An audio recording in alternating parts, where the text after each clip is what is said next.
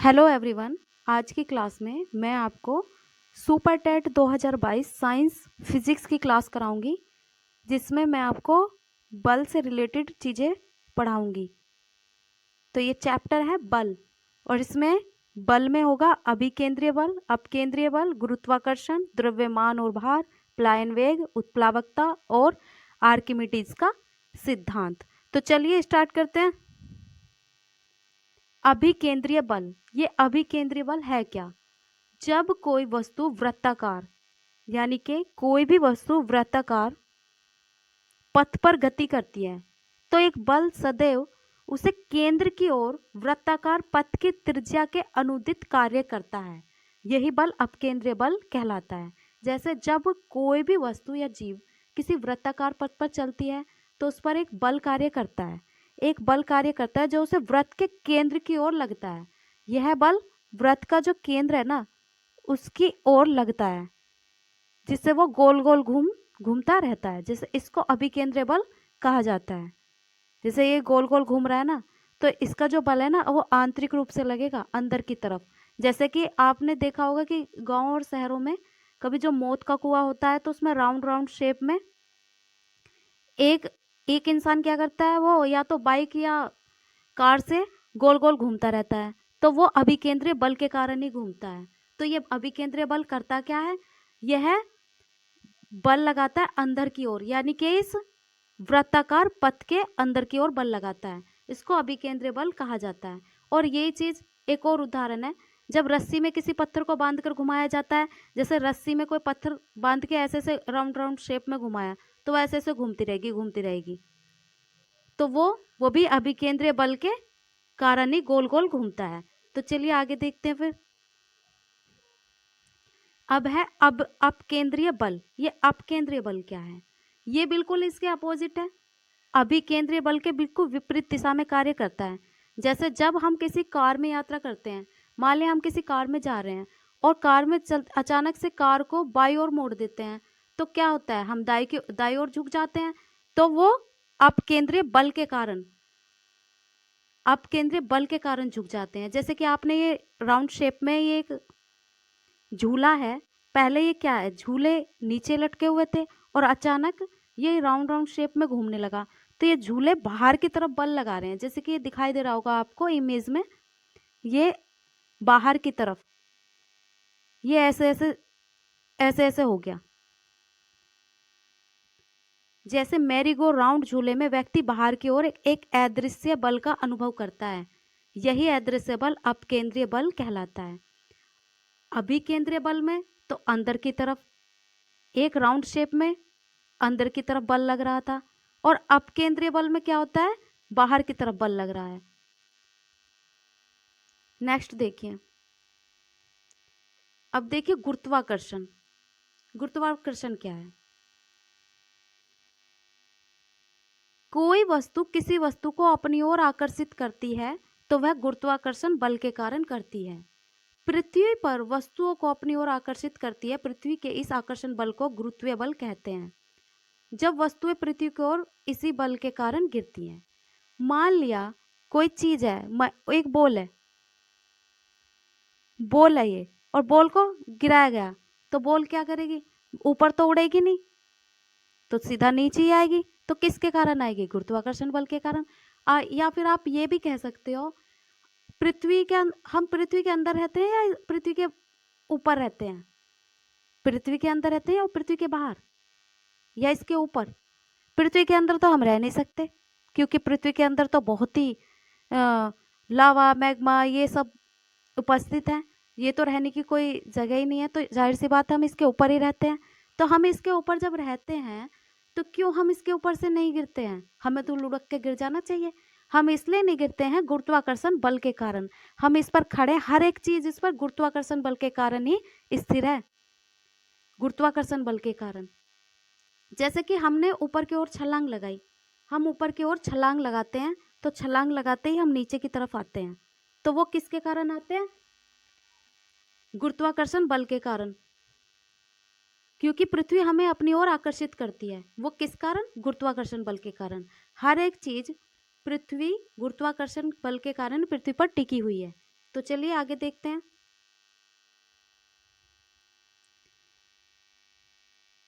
जी के मान में परिवर्तन। अब ये जी का मान क्या है? जी का मान गुरुत्वाकर्षण बल को ही जी का मान कहा गया है। ये गुरुत्वाकर्षण बल ही है। इसके मान में परिवर्तन, पृथ्वी की सतह से ऊपर या नीचे जाने पर इसका मान घटता है। ये घटता कब है? इसमें भी परिवर्तन होता है। या तो पृथ्वी के बिल्कुल ऊपर चली जाए अंतरिक्ष में, जैसे आपने देखा हो ये अंतरिक्ष में जो यान जाता है उसमें क्या होता है, लोग उड़ते रहते हैं तो वे जमीन पे तो गिरते ही नहीं, तो वो जी का मान घट जाता है। या फिर बिल्कुल नीचे, इसके अंदर नीचे जाओ तो जी का मान घटता है। जी का मान पृथ्वी के ध्रुव पर सर्वाधिक होता है। अब ये ध्रुव क्या है? पृथ्वी है ये गोल, इसका एक ये सिरा हो गया, एक हो गया ये सिरा, नॉर्थ और साउथ, ये इसके ध्रुव हैं। तो इन पर क्या होता है, इसका मान पृथ्वी के जी का मान पृथ्वी के ध्रुव पर क्या होता है, ज्यादा होता है। गुरुत्वाकर्षण ज्यादा काम करता है पृथ्वी के ध्रुव पर। जी का मान विषुवत रेखा पर न्यूनतम होता है, कम होता है। क्या है ये विषुवत रेखा? जैसे ये पृथ्वी है,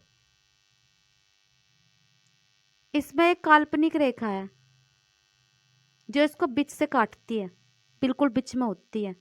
तो ये क्या होती है? इसे भूमध्य रेखा या विषुवत रेखा कहा जाता है। तो इसी रेखा पर इस जी का मान कम होता है। नेक्स्ट देखिए, पृथ्वी घूर्णन गति बढ़ जाती है तो जी का मान कम हो जाता है। पृथ्वी गोल गोल घूम रही है, अगर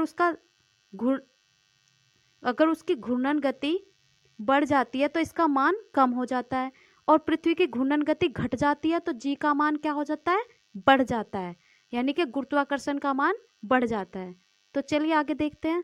इसमें से कुछ ऐसा खास आपसे इतना पूछा जाएगा, पृथ्वी की सतह से ऊपर या नीचे जाने पर जी का मान क्या होता है, घटता है या बढ़ता है? तो आप कहोगे जी का मान घटता है। जी का मान पृथ्वी के ध्रुव पर क्या होता है, सर्वाधिक होता है। जी का मान विषुवत रेखा पर क्या होता है, ज्यादा या कम? न्यूनतम होता है, कम होता है। पृथ्वी घूर्णन गति बढ़ जाती है तो जी का मान क्या होता है, कम, ज्यादा? कम। पृथ्वी की घूर्णन गति घटती है तो जी का मान क्या होता है, बढ़ जाता है। नेक्स्ट देखिए आगे, द्रव्यमान। अब ये द्रव्यमान क्या है? किसी वस्तु में पदार्थ की मात्रा को उसका द्रव्यमान कहते हैं। कोई भी वस्तु हो, उसमें जो जिस पदार्थ से वो बना हुआ है, ठीक, उसकी जो मात्रा है उसको क्या कहा जाता है, द्रव्यमान। पदार्थ की मात्रा को द्रव्यमान कहा जाता है। द्रव्यमान हमेशा स्थिर होता है, घटता बढ़ता तो नहीं। वो जिस चीज से बनती है वस्तु, और अपरिवर्तनीय, चेंज भी नहीं होता। पदार्थ का आंतरिक गुण, ये पदार्थ का आंतरिक गुण है, ये उसके अंदर की बात है। यही वजह है कि भार के विपरीत किसी वस्तु का द्रव्यमान में स्थान परिवर्तन से कोई अंतर नहीं आता। द्रव्यमान पूर्ण रूप से पदार्थ की मात्रा पर निर्भर करता है। ये पदार्थ की मात्रा को बता रहा है, पर उसके भार को नहीं बता रहा। उसकी मात्रा क्या है उस पदार्थ में, उसकी मात्रा को बता रहा है। किसी भी वस्तु का द्रव्यमान हमेशा समान रहता है। द्रव्यमान हमेशा घटता बढ़ता नहीं, समान रहता है। द्रव्यमान परिस्थिति के अनुसार बदलता भी नहीं है। और द्रव्यमान की इकाई क्या है? एसआई इकाई है किलोग्राम। द्रव्यमान की एसआई इकाई किलोग्राम है। किसी वस्तु का द्रव्यमान एक अदिश राशि होती है। अदिश राशि, अभी अदिश राशि क्या है, मैंने अपनी इससे पहली वाली वीडियो में अदिश राशि और सदिश राशि के बारे में बताया था। अदिश राशि यानी कि इसमें केवल मात्रा होती है, मात्रा। और इसमें मात्रा की बात कई बार की भी गई है कि मात्रा को बताता है। तो अदिश राशि में मात्रा की बात होती है। किसी भी वस्तु का द्रव्यमान उसके वजन और भार से पता चलता है। उसका भार ज्ञात करो कितना है, उसका वजन ज्ञात करो, तो उसके द्रव्यमान का अपने आप पता चल जाएगा। अगर कोई वस्तु भारी है तो उसका द्रव्यमान भी ज्यादा होना स्वाभाविक है। द्रव्यमान पूर्ण रूप से पदार्थ की मात्रा पर निर्भर करता है। तो द्रव्यमान क्या है? किसी पदार्थ की मात्रा, और यह इसका आंतरिक गुण होता है। और इसकी इकाई क्या है? किलोग्राम में। और ये कौन सी राशि है? अदिश राशि, जिसमें क्या बताया जाता है केवल इसकी मात्रा को। किसी भी चीज़ की, जिस चीज़ की भी मात्रा बताई जाती हो, वो सभी अदिश राशियाँ होती हैं। नेक्स्ट देखिए, प्लायन वेग। अब ये प्लायन वेग क्या है? हम किसी वस्तु को ऊपर की ओर फेंकते हैं। कोई वस्तु हमने ऊपर की ओर उछाली, क्या होगा? मैंने भी पढ़ाया था, गुरुत्वाकर्षण बल के कारण नीचे आएगी। वह वस्तु उतनी ऊंचाई तक जाती है यदि हम वेग को बढ़ा दें और तेज उछाल दें, या हाथ से ही नहीं, हम किसी भी तरीके से किसी चीज को इतना ऊपर पहुंचा दें कि वस्तु जो है गुरुत्वा क्षेत्र को पार कर अंतरिक्ष में चली जाएगी, तो क्या होगा? और वापस नहीं आएगी। उसी को प्लायन वेग कहा गया है। अगर कोई चीज, जैसे कि हमने किसी रॉकेट को बाहर, कोई रॉकेट है, अभी मैंने कहा कि हाथ से भी ना उछाल के हम बॉल को कितनी ऊंचे पहुंचा सकते हैं, थोड़ी बहुत। और हम रॉकेट की बात यहाँ कर रहे हैं, तो रॉकेट को बाहर किसी सौरमंडल में भेजना हो तो उसे गतिज ऊर्जा दी जाती है।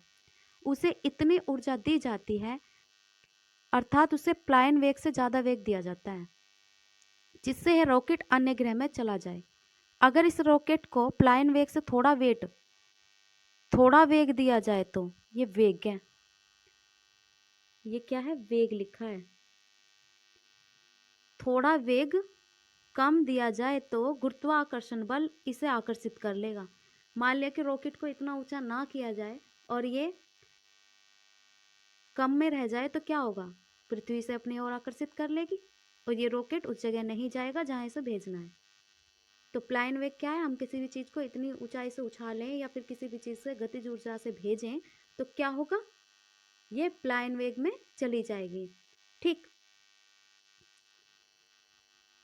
अब इसकी मात्रा क्या है? प्लायन वेग जो ये मात्रा अभी यहाँ पर बताई गई थी कि कितनी मात्रा है कि प्लायन वेग की। पृथ्वी का प्लायन वेग है 11.2 किलोमीटर प्रति सेकंड। इससे अधिक वेग रखने से कोई भी यान हमारा ग्रह छोड़कर सौर मंडल के दूसरे ग्रह की ओर जा सकता है।